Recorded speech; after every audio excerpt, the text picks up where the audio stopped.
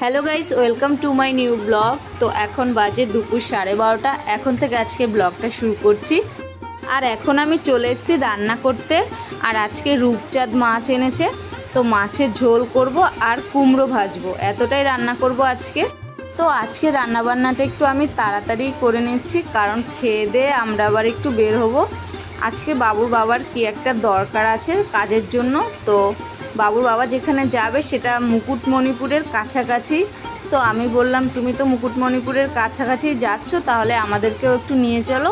তোমার কাজ শেষ হলে আমাদেরকে একটু মুকুটমণিপুর থেকে ঘুরিয়ে নিয়ে আসবে। তো দেখি বাবুর বাবা রাজি হলো, বলল চলো। মাঝে মধ্যেই আমরা একটু বাইরে থেকে টুকটাক ঘুরে আসি আমার ছেলেকে নিয়ে, কারণ ওরও দেখি ভীষণ মন খারাপ থাকে একা একা থাকতে থাকতে। আর আমার তো লাগেই, কারণ একা একা কতক্ষণ থাকা যায় বলো। আর পাশে একটা বাচ্চা ছেলে রয়েছে, তো ও তো আর সব সময় আসে না, ওই বিকেলবেলা বা সন্ধেবেলা কখনো কখনো আসে। আমি যখন আমার বাবার বাড়িতে থাকি তখন দেখি আমার ছেলেকে বেশ আনন্দ ফুর্তির মধ্যেই থাকে, কিন্তু এখানে চলে আসলে মানে বাঁকুড়াতে, তখন দেখি ও চুপচাপ হয়ে যায়, কারণ ঘরের মধ্যে বন্দি হয়ে যায় সারাক্ষণ। ও আর আমিই থাকি। আর ওর বাবা তো সেই সকাল 8টার সময় বেরিয়ে যায়, আবার ওই দুপুর 1:30 2 নাগাদ আসে। তো তখন এসে আবার ওই 1.5 ঘন্টা মতো থাকে, তারপরে আবার 4টা নাগাদ চলে যায়। আমার অতটা কষ্ট হয় না, আর আমার সময় কোথা থেকে কেটে যায় বুঝতেও পারি না, বিশেষ করে আমার ছেলে হবার পর থেকে। আমার মাথায় চিন্তা থাকে কোন কাজটার পরে কোন কাজটা সেরে উঠবো, তারপরে ছেলে কখন ঘুমাবে সেই ফাঁকে কোন কাজগুলো সেরে উঠবো, বা ঘুমানোর আগে কোন কাজগুলো সেরে নেবো, সেই সব চিন্তা করা, তারপরে ছেলেকে বাকি টাইমটা দেওয়া। তো এই করতে করতে আমার সময়টা ঠিক কেটে যায়।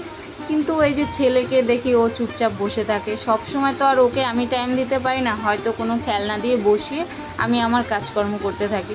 তখন ও আর কতক্ষণ একা একা খেলবে, তখন গিয়ে আমাকে বিরক্ত করতে শুরু করে দেয়। তো ভীষণ কান্নাকাটি করে।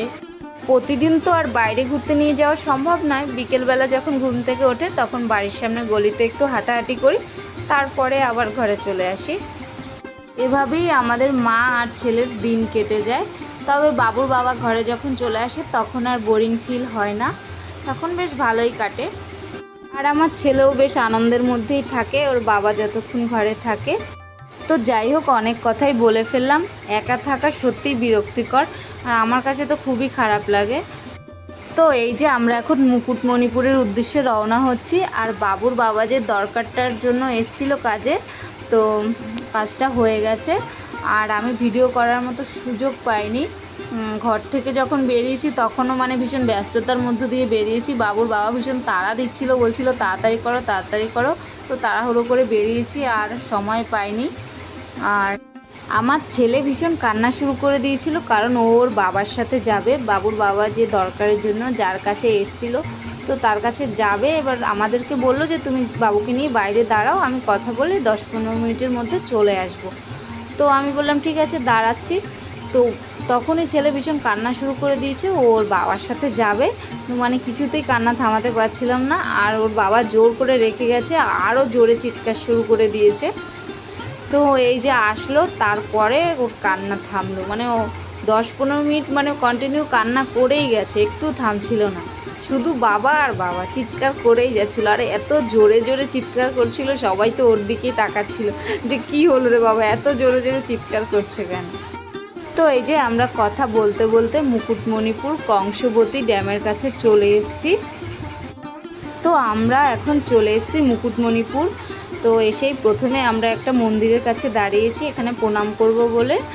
আর মুকুটমণিপুর সব থেকে দেখার যে সুন্দর দৃশ্যটা সেটা হচ্ছে মুকুটমণিপুর যে কংসবতী ড্যাম রয়েছে, তো ড্যামের যে জলটা ছাড়া হয়, তো 9টা না 10টা গেট থেকে সেই জলটা ছাড়া হয়। তো ভীষণ দেখতে সুন্দর লাগে, আর দেখার মতো একটা দৃশ্য, খুবই সুন্দর।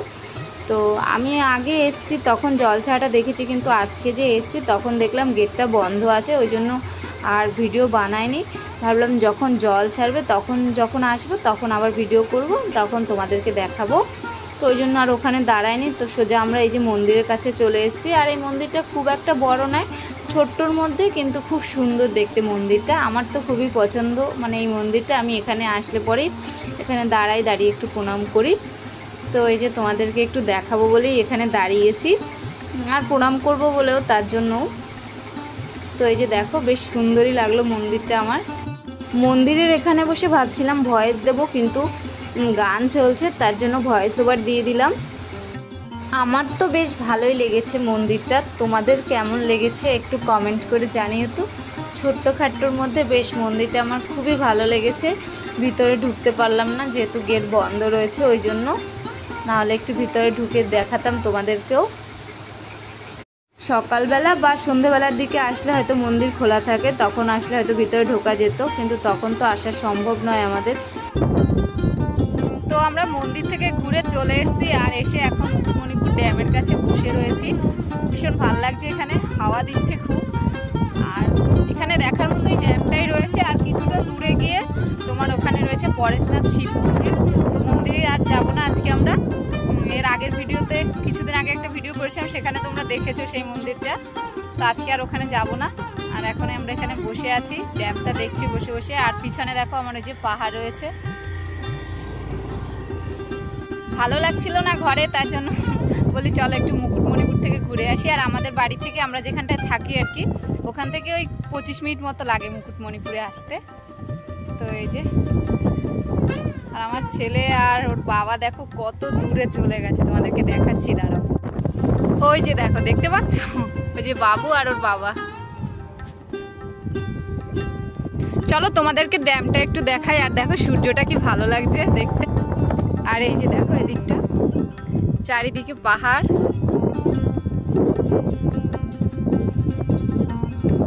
ভীষণ ভালো লাগছে, এখানে হাওয়া দিচ্ছে। পাহাড়ের পাশ দিয়ে ঘর বাড়িও রয়েছে দেখো।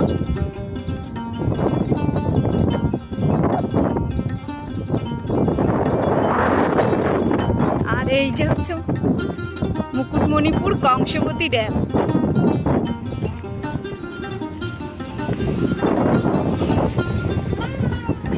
আর ওদিকে একটা ডিয়ার পার্ক রয়েছে, তো ওদিকেও আমরা যাব না। ড্যামটা পার হতে হবে নৌকা করে, তো ওদিকে আমরা আর যাব না।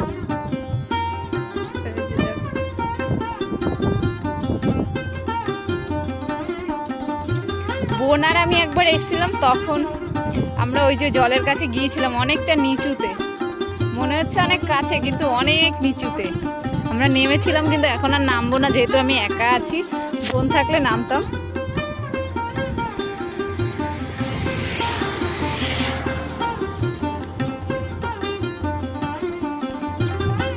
এই যে দেখো বাবু।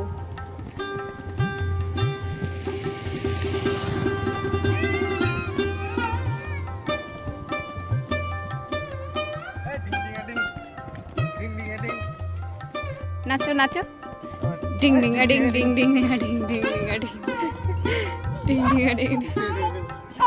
হে হে। আর এই যে দেখো বহুদিন পরে দেখলাম উলির মাটি তোলাটা, খুব ভালো লাগছে। অনেক দিন পরে দেখলাম যে উলিতে মাটি তুলে রেখেছে, দেখো অনেকদিন হয় দেখিনি। নামবে? যাও। বাবু নামবি নাকি? দেখো ওর কি সাহস, দেখো শুধু।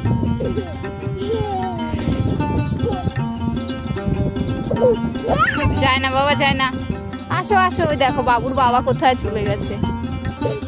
বাবুর বাবা দেখো কত দূর নেমে গেছে।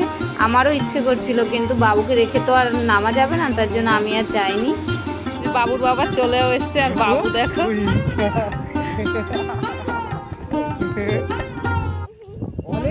বাবু নামতে চাইছে এখানে।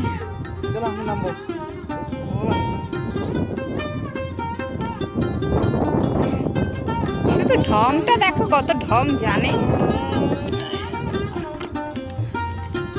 আমরা বাইক ওখানে দাঁড় করিয়ে এসছি। হ্যাঁ,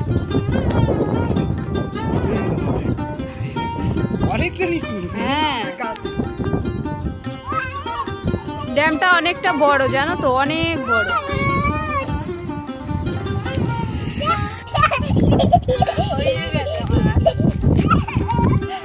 সারা সারা সারা সারা